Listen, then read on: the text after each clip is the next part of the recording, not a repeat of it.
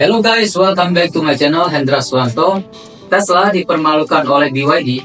Kok bisa? Jadi guys, ada beberapa fakta nih yang mengejutkan. Pertama, BYD menjual 4 juta mobil listrik di 2024, 2 kali lipat dari Tesla.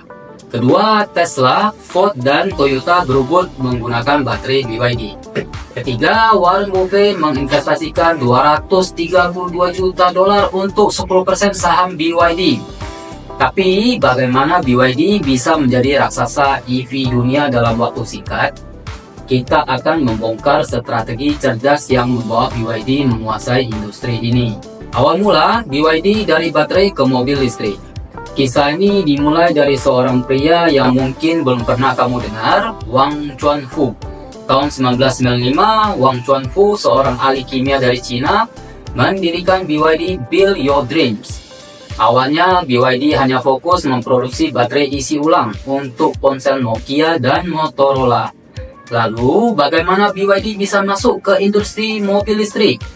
Tahun 2003, tanpa pengalaman di industri otomotif, Wang Chuanfu membeli perusahaan mobil bangkrut milik pemerintah China.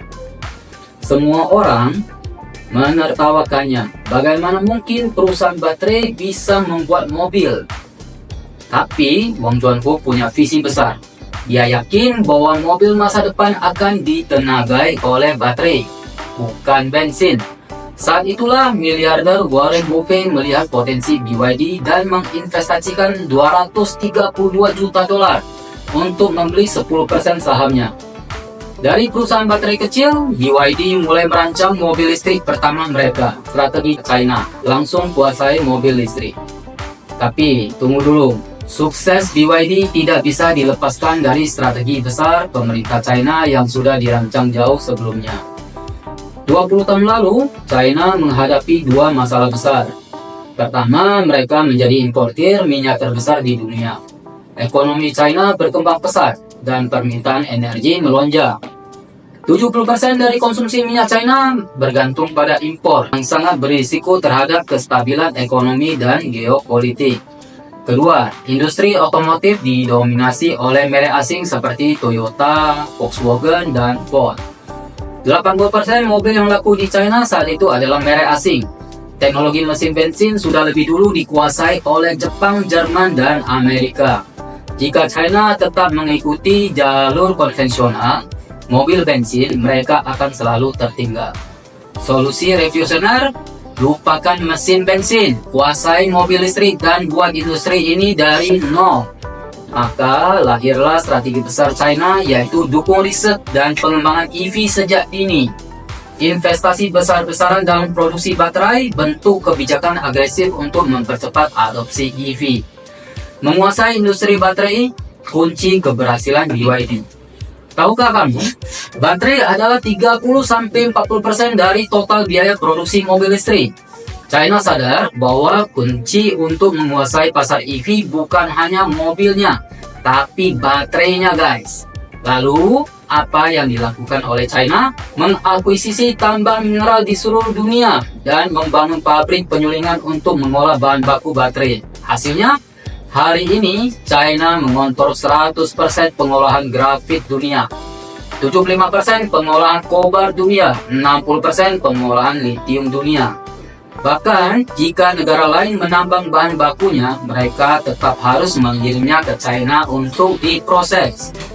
Bukan hanya itu guys, pemerintah China juga memaksa kota-kota besar untuk mengganti kendaraan mereka dengan mobil listrik. Contohnya, kota Shenzhen mengganti 16.000 bus dengan bus listrik BYD.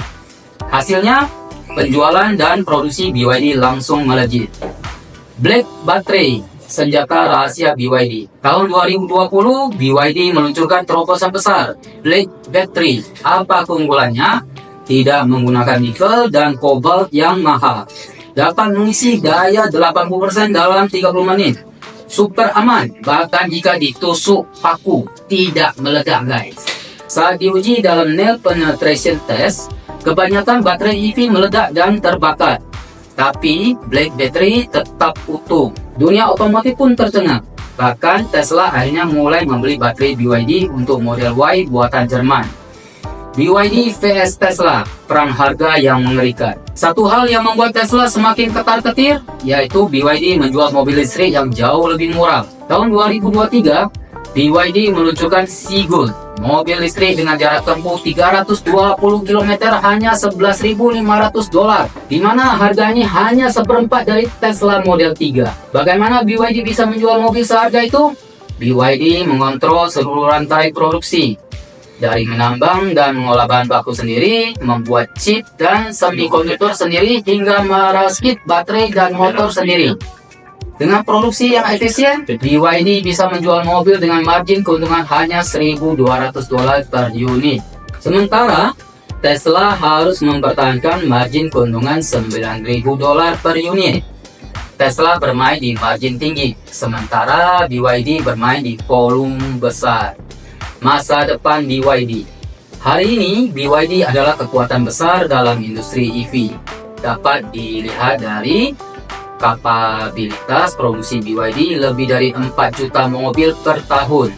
Menyalip Volkswagen sebagai merek mobil teralis di Cina, memiliki lebih dari 100.000 staf R&D dan 39.000 plus paten. Lalu, apa rahasia sukses Wang Chuanfu ini? Dia tidak bekerja sendiri. Dia membangun tim terbaik yang mengurus eksekusi harian, sementara dia fokus pada visi 20 tahun ke depan.